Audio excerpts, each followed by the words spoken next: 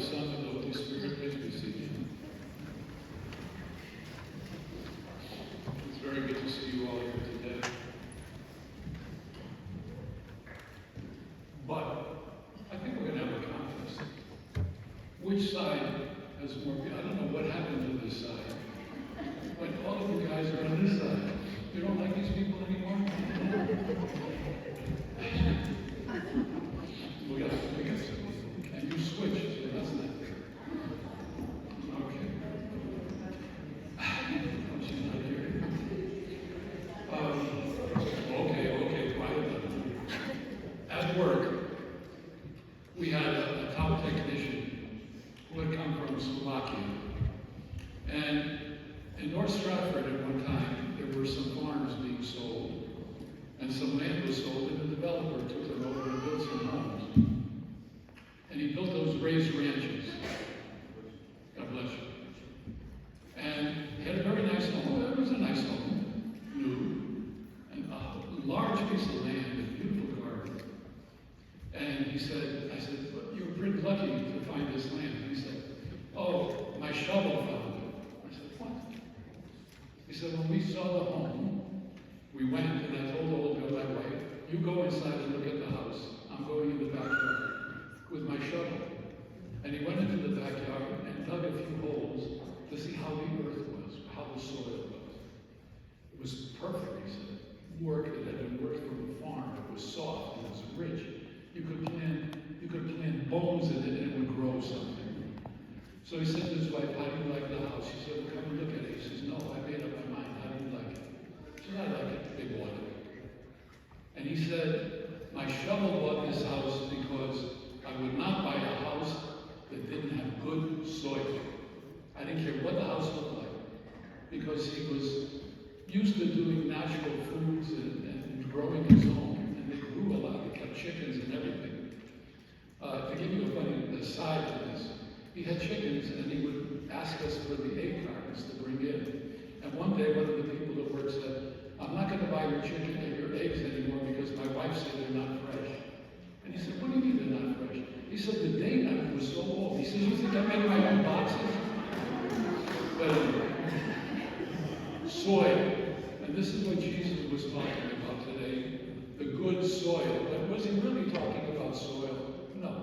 He was talking about us and how we hear the word. The seed is his word, and how we hear it and what we do with it. Jesus gave us 4 examples, and 3 out of 4 don't grow. They're not good. 3 out of 4. That's not a very good ratio. Either they were on rocky ground, or they were taken away by the thorns, or they didn't have enough moisture.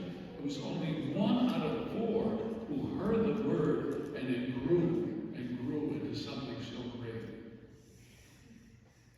Is he talking about us? Do we hear the word and just let it pass us by when we leave here? Do we hear the word and say, oh, I'm going to change my life, and we go out and go to work the next day, and we're taken over by the cares of the world again, and we don't do anything? I think even communities, and I was thinking about this during the week, even communities suffer, communities especially suffer, because every time, being a son of the parish, I wasn't around when we built the first one, but I was around when we had it.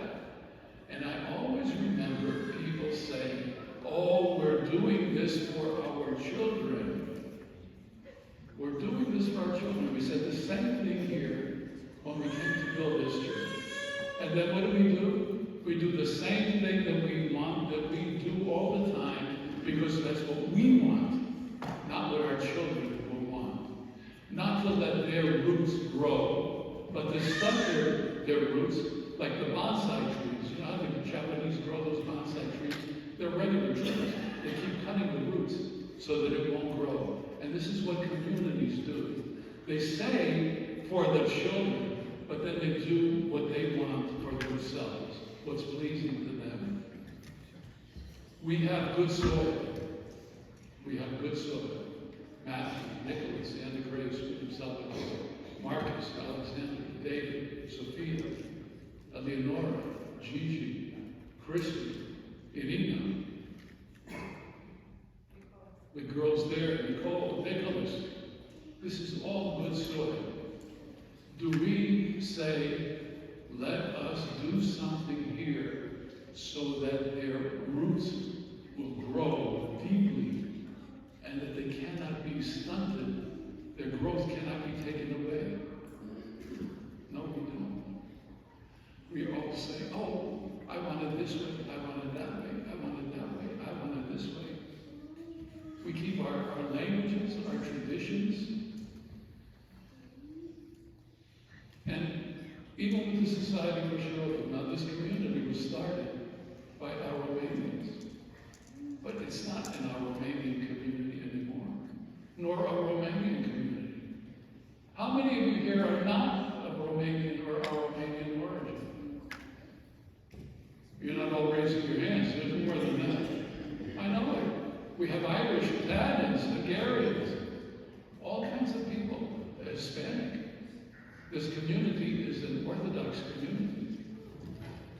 The Society for Shirota wanted to put the museum in the hall, to take a section of the hall. I objected to it. I objected to it because that hall is for everybody.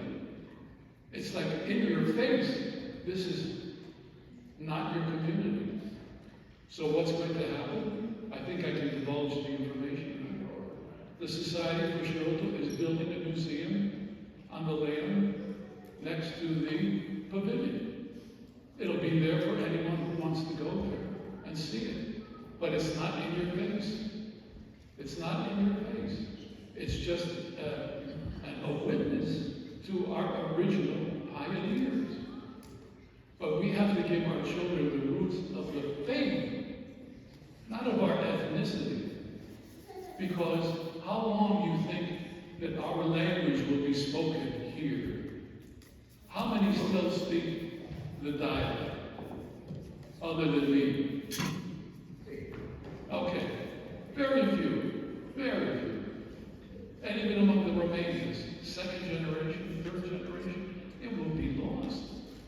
Archbishop Nathaniel always tells the story about this guy who came up to him and said, you know, I was Romanian, but I'm not Romanian any longer.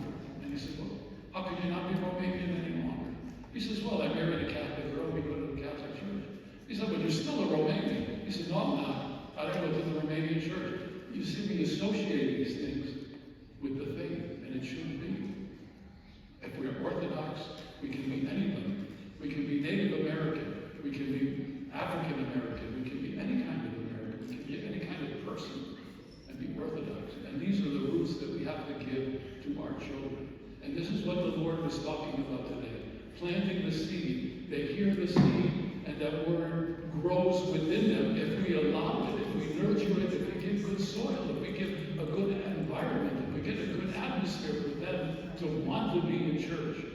I tell the story, we were at ShopRite one night shopping, and a mother was there with her 7-year-old kid, and the kid kept saying, I want to go to church, I want to go to church. I said, am I hearing you right? And I said, excuse me, do you mind if I ask you, I said, I'm a priest, did I hear your son say he wants to go to church? He said, yes, we go to a church in Milford, and they're so loving and so much fun there that he wants to go even today, and I'm telling him, it's not open today. No, I want to go to church. Do our children say that? Do our children say that? We have to make that kind of an atmosphere, that they would want to say that I want to be in church. Do we wonder why we've lost a whole generation of people? Because what did they hear from us at church? Oh, we argued at the parish council that this guy is no good, and the priest said that, the priest has to go, this president is no good, this is that, And I said, what the heck do I need that for? I can have plenty of that in the world. I don't need it in my church community. But like I mentioned about our festival this year, I think it was the most loving, the most welcoming. Strangers were coming up to me and saying, what a wonderful community you have. I hope people in the community could say that. But they were truly impressed. And I think you've done a wonderful job. I think most of you are trying, well, I think all of you are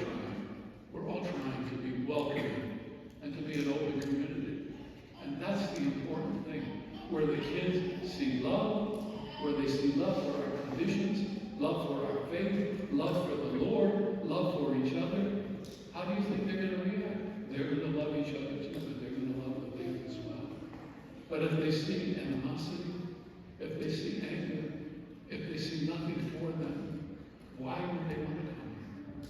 Why would they want to be here? I wouldn't even want to be here if that were the case. I have to come. But we know that people have a choice, and they make that choice with their feet. They make that choice. So remember, we not only have good soil in our midst, we have sponges. We have sponges. Our children are learning Spanish and French in school and Latin. But there's no other place where they will learn faith except in the home and in the church. And this is where we have to get them, to get those roots that are really big growing. Kierkegaard, who was a theologian and a philosopher, he was Danish. He used to tell the story in one of his treatises that there was a gaggle of geese that were held in a pen, an open pen, that was open to the air, but they were kept in this pen in filthy conditions. There was dirt and stuff all over the place. They were all dirty, as a matter of fact. And one day, another goose came from somewhere else, and he saw their conditions. He was so clean. And he said, people, he started preaching to them. He said, why are you living like this, in all this filth? You're geese. God gave you wings. You can fly. You can go anywhere. You go south in the winter. You can come back here. You can go anywhere you want. You can be free. And they're all shaking their head. Oh, yes, yes, yes. He's so right. And he said, come on, let's go. They said, no, we'd rather stay here. People don't like change. They want to stay in their miserable condition, even though it's miserable. Because they don't know what the future holds, and they don't know what's in the world, and they don't know what can be done. We all have this potential, but we all like to stay in our little pen where we know what's happening, even though it's not good. Open your wings, fly, let those kids fly, but give them roots. Give them roots, and they'll always be here. You believe them? Absolutely. And they are the most important asset that we have. Not the buildings, not our endowment, not our money, nothing but our children. And that's who we have to nurture. That's who we have to nurture. Did we build this church for us? For the future? For what future? For the generations to come. For our grandchildren, at least, if not for our children, for our grandchildren and their children. Amen. Amen. May God hear our word, and may it always be kept together by these generations.